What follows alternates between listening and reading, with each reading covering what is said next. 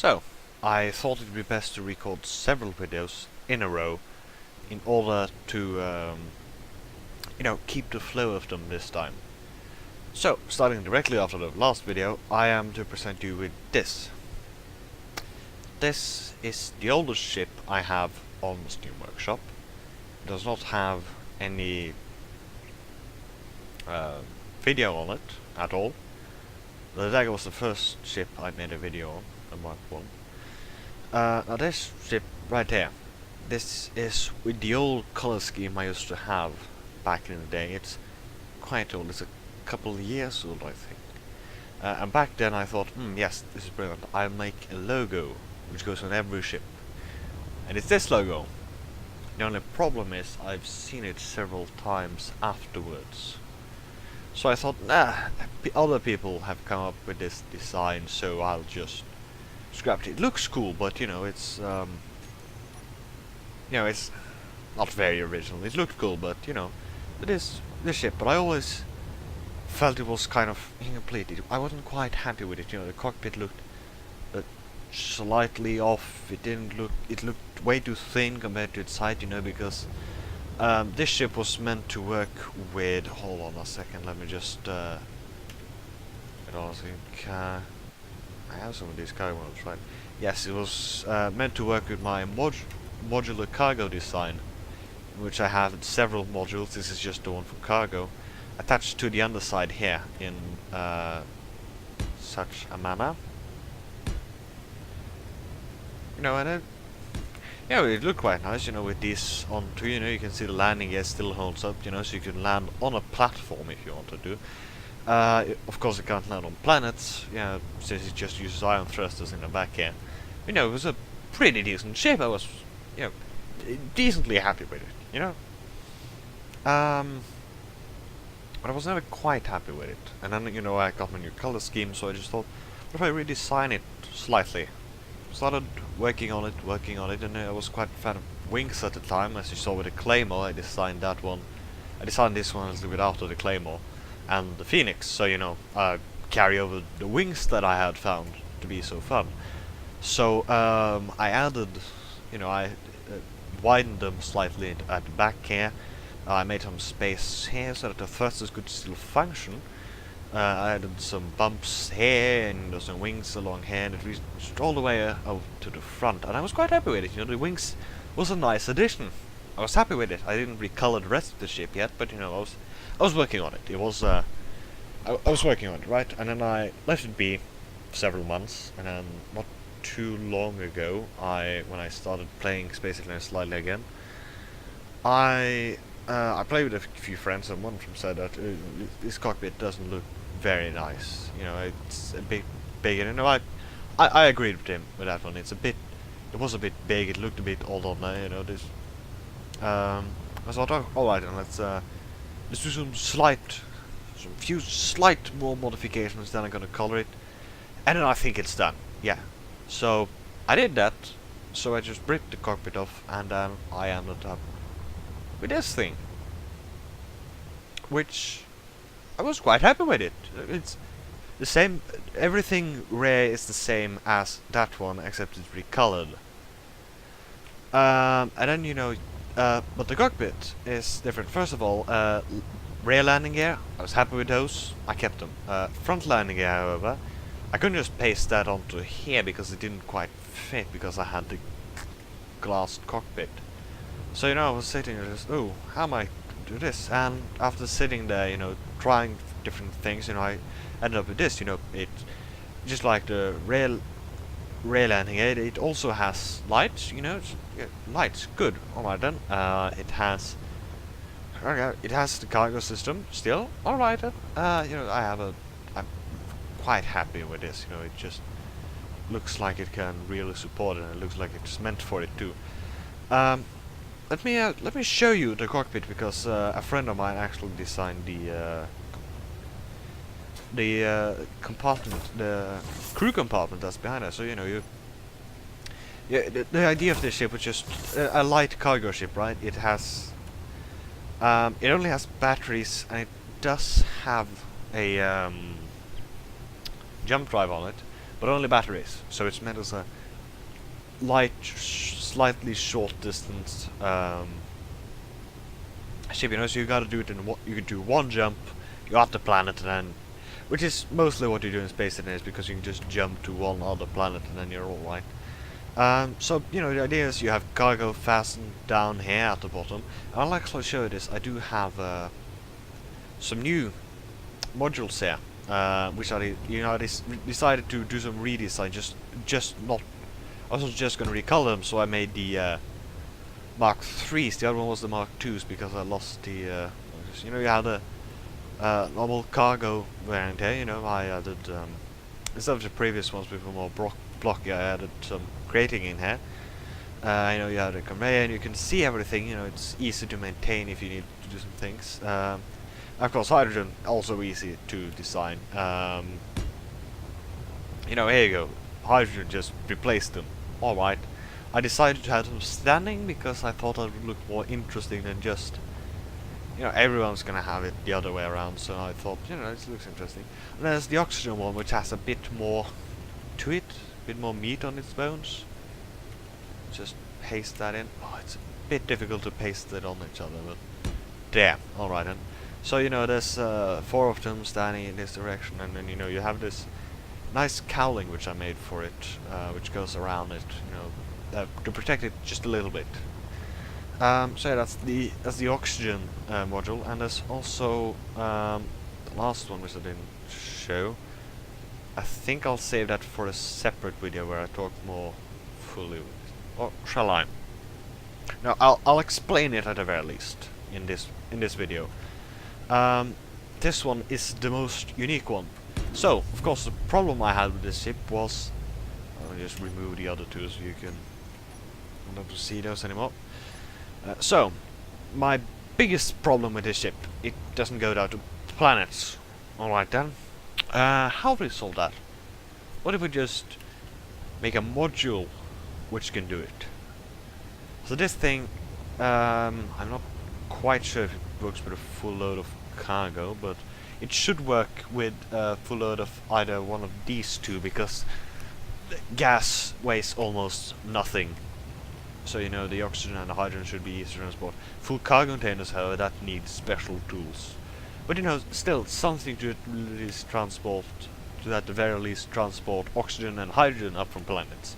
So it has, I could have used hydrogen, of course, on this thing too as power, but everyone just uses hydrogen and it's boring, and I really don't like using hydrogen. So here we go, just single battery powered pickup module, which is supposed to pick up other of these. So, you know, there's a cockpit in there, there's a gyroscope, there's thrusters in every direction.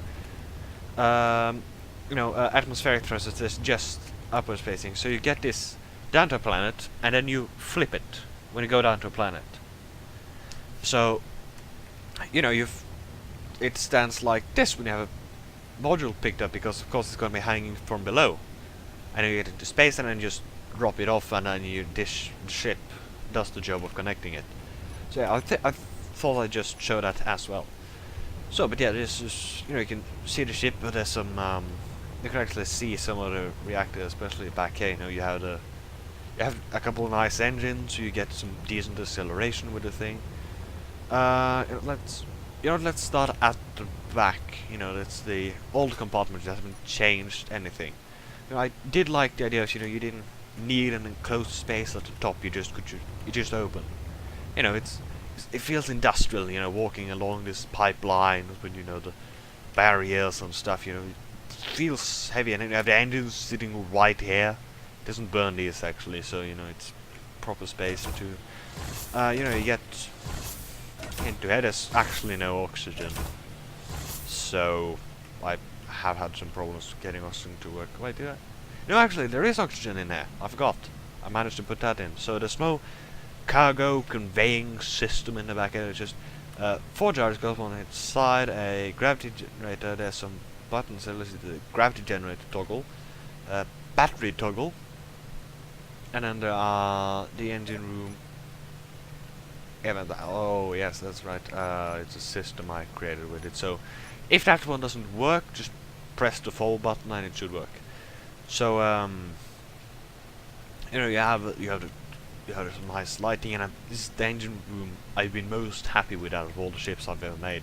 You have the mid section here, you have the controls here, and then you can go back in the back here with the batteries and the big glowing jump drive at the back there. Quite happy with that. So you can. Alright, and so you've seen this part. Now you can just normal day. You've been to the engine compartment. Jerry's asked you to check on something in the back. Everything's alright, right? And report back to the captain. You walk down here on this nice grating, and then you get into the airlock. Right, close that, open here, and then you're greeted to a lovely passenger compartment. Yes, with some nice, lovely lighting, some nice mood lighting here. A cargo container for all your cruise items. Some food in there, some tools. Some beds. Well, you do have a mod for putting in some decoration mods. Do I have any? Oh no, I just have. No, I just have weapon mods. Alright, and so if you have any decorative mods, you can just pick out a grinder, take these away, and then you can just place in some beds instead, or proper beds. So yeah, it's just I was really thankful that my friend made these for me actually. So then there's this final door here for the cockpit. Ooh, and then you enter. I actually took this from a separate ship. I'm going to show you another day, another week. So you step out here and you see, oh, look at this, nice. Alright then. You have some lovely bit of lighting here. You have some buttons here. That's the cockpit light, the crew cabin lights, the stress beacon toggle, and a lock for this door. So if you press this button, oh, door is off. You can't open it anymore. Alright, press this button again. Now you can open it. So I thought it was nice to have a lock on the cockpit, so you have your pilot and your co-pilot, and the rest of the crew is sleeping in the back, waiting for their shift. So you're just sailing through, on this ship, and then you can see quite nice. The original ship I took this cockpit from had actually glass underneath here as well, but because of the leg I had to extend it. But you can, if you want to, you can sit down here as an observer. You can't have any chairs there because the floor above blocks any items there, which is sad. I would have loved to have some chairs down here, so you can watch. But you can have some people standing there. The new physics update actually makes it quite nice on small servers to have people under there. It works quite well. So if you want to have a better view, you can even go out here, and then, you have such a great view from out here. Apart from the, you should probably get Harry to wash the windows first, of course. But so you can step into your seat. Of course, there you are. Alright, sitting in your seat in a beautiful cargo ship. You can see it has the load underneath there, and it's right, rocket pods.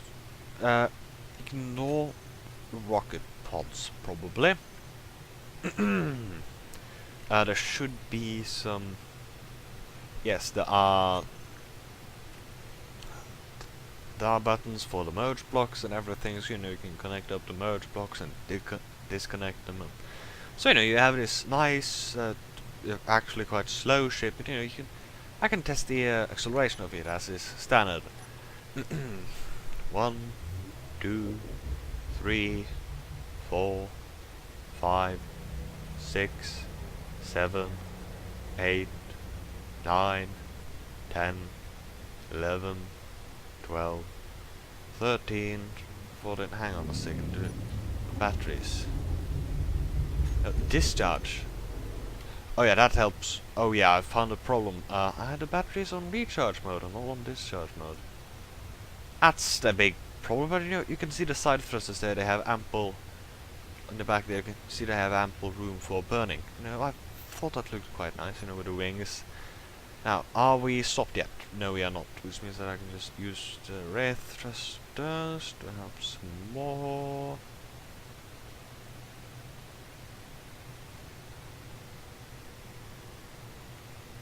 There we are. Alright then, now let's test it with actual acceleration now, not half power.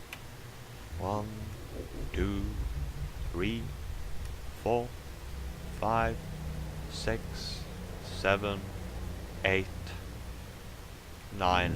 We'll say I was about to say 9, so 9. Alright then. Same as the Claymore and the Dagger Mk.1. That's, you know, pretty decent for a big beefy carrier. You know, I won't bother doing the firing test on this ship because it's just, if you want to, you can try that for yourself. If not, you know, it's a cargo vessel, it's civilian, so it's not meant to go into combat. It's meant to haul your shit. You know, so you have this ship, you take it out for a spin, and there. You know, see, it looks perfectly fine standing here at max speed. So yes, I think that's about it for this ship. I have been Anto, and thank you for watching.